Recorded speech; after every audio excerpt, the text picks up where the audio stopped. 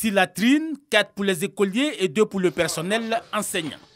Un don du ministère de l'Assainissement et de la Salubrité au groupe scolaire de Dodianois dans la sous-préfecture de Gagnoa.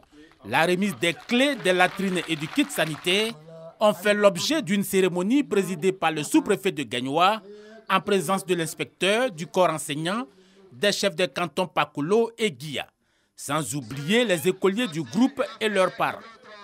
À cette occasion, le sous-préfet a souligné les effets pervers de la défécation à l'air libre. Cette pratique est source de maladies diarrhéiques, de malnutrition et de morbidité des enfants. Quant à la femme, la défécation à l'air libre présente des risques de viol des femmes et des filles. En outre, elle porte une atteinte à la dignité même des femmes. Voilà qui a motivé la réaction de l'inspecteur de l'enseignement primaire de Gagnoa, Lonassi. Cher commandant, vous nous apportez la vie. Vous nous donnez les clés de la vie. Parce que pour vivre, il faut être en bonne santé. Et la santé passe par l'hygiène, par la salubrité et par l'entretien de notre environnement. Et les latrines en sont un élément essentiel. Pour cet élément essentiel, la présidente prend un engagement. Nous, le club Hygiène et Santé, prenons ici et maintenant l'engagement de les tenir toujours propres. Au-delà de cet engagement, le sous-préfet de Gagnoa invite les communautés villageoises à s'approprier la construction de latrines en milieu rural. C'est le lieu de lancer un appel à nos cadres, un appel à la population, un appel aux différents mutuelles, un appel aux chefferies de s'approprier la construction des latrines dans nos différents villages. Des latrines en milieu rural, c'est déjà parti dans le village de Dodianois à l'initiative du chef canton et chef du village. Le groupe scolaire de Dodianois, c'est 562 élèves dont 279 filles, encadrées par 13 enseignants. Par ce geste, le président du conseil régional du Go, Joachim Didier Bagnon, remet le centre de santé composé d'un dispensaire, d'une maternité et de logement des agents de santé de Diekoyi-Palignois à 23 km de Gagnoa aux autorités sanitaires départementales. D'un coût global de 80 millions de francs CFA, cette infrastructure entièrement financée par le conseil régional vient soulager les populations du village de l'ex-ministre de la Santé, Maurice Kakou Djikaoui. On ne va plus aller quelque part, attendre taxi chaque matin. Parce que les matins, là, pour aller à Tipa même, c'est un problème. Il n'y a pas de voiture. On marche. Même vente là, mais il faut être à thème. Tu vas marcher, tu vas partir. Le président du conseil régional est venu les bras chargés de matériels biomédicaux pour l'équipement du centre. Des acquis qui viennent renforcer la capacité d'accueil des malades et des femmes enceintes dans le département. Vous n'allez plus aller jusqu'à Tipa ou à Badje pour les consultations prénatales, pour les accouchements, pour les soins de santé, pour les pansements. Désormais, vous avez un centre de santé qui est hyper équipé et dont le personnel est déjà disponible. Pour Joachim Didier Bagnon, les populations doivent privilégier l'union et la paix dans la région et mettre en avant le développement. C'est la vision du chef de l'État d'approcher le centre de santé à la population. Et c'est ce que nous faisons. Dans la région, nous en avons fait beaucoup et nous comptons faire encore beaucoup. Nous sommes heureux ce matin de voir dans ce village de Diekoyi-Palignois notre centre de santé intégré avec une infirmière, avec une sage-femme et un infirmier. Notons que de 2014 à 2020, le conseil régional du Go a investi dans le domaine de la santé un peu plus d'1 milliard de francs CFA. Ces ressources ont été affectées à la construction de 33 nouveaux centres de santé. Quant aux réhabilitations, elles ont reçu un peu plus de 128 millions de francs CFA.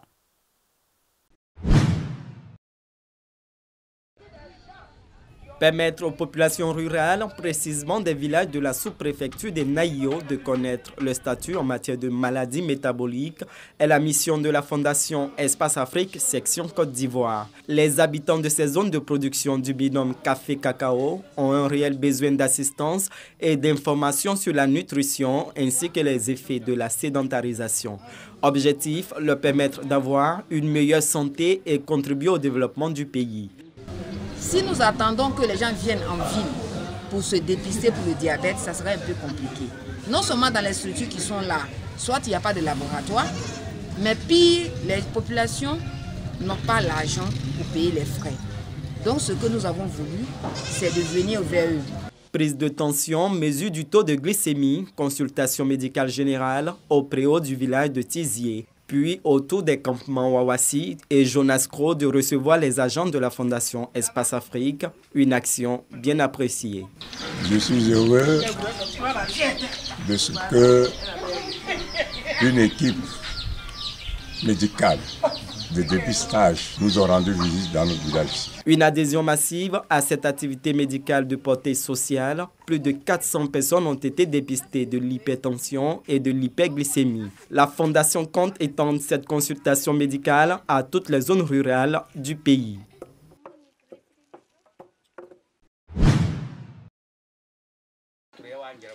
Échange direct entre population de Brendoukou et le sous-préfet de Bianoua dans le département d'Aboasso. Emile Kofi Yao est venu s'imprégner des réalités de ses administrés qui, depuis 2 décennies, n'ont pas reçu de visite d'autorités administratives.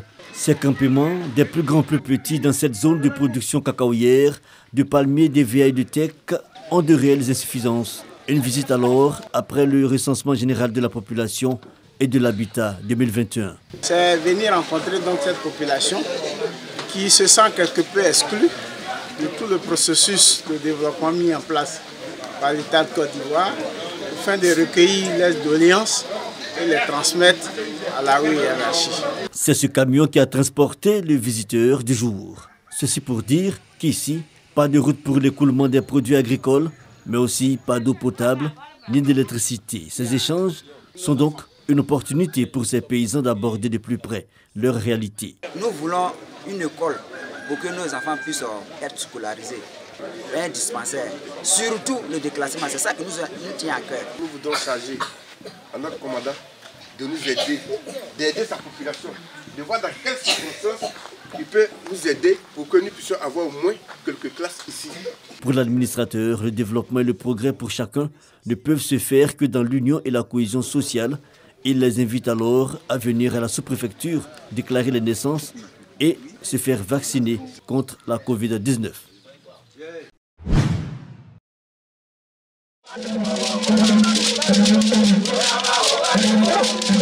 En attraction, le Goli venu de Dimbokro et le balafon sorti du terroir Sénoufo.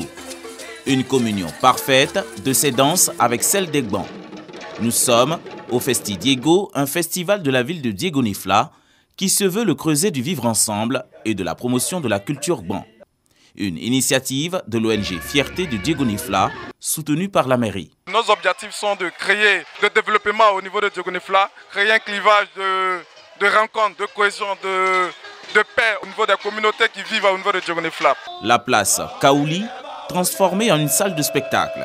Prestation d'artistes traditionnels, soutenue par le groupe Samonsa et d'humoristes de renom. Tout est mis en place pour faire vivre un passage inoubliable aux visiteurs de Diego-Nifla, à la grande satisfaction de l'autorité municipale. Je suis soucieux de soutenir, de promouvoir et d'encourager toutes les initiatives qui sont dans le sens social de la cohésion. Nous voulons donc, à travers ce festival, raffermir la paix sociale ici à Diego-Nifla et montrer par la même occasion ce que Diego-Nifla a de potentialité en termes de culture. Le Festi Diego est à sa 2e édition. Scène de joie à Eya, un village de la sous-préfecture d'Aboasso. La raison, Até Emmanuel Adjé est le nouveau chef selon la tradition. Il reçoit la reconnaissance du royaume de Krenjabo, dirigé par Sa Majesté Nanan Amondoufou V. Cette installation coutumière vient combler la vacance de pouvoir causée par le décès de Nanan Adjé Gbagni en 2020. Le nouveau chef devra œuvrer au développement du village. C'est un événement important parce que depuis un village qui n'a pas de chefferie, je pense que l'administration ne peut pas faire passer ces messages dans cette localité. Nanan Até Emmanuel Adjé, présenté aux populations, promet conduire le peuple d'Eya vers la cohésion sociale et l'entente. Pour qu'un village puisse évoluer, il faut l'entente, il faut la cohésion, il faut être avec les autres, il faut partager les idées avec les autres. Un chef, c'est de la notabilité. Un chef, c'est des conseillers. C'est mon obligation de réconcilier et de mettre tout le monde ensemble pour qu'on puisse aller de l'avant. Nanan Emmanuel Adjé, 36 ans, agent des affaires maritimes, marié et père de 4 enfants.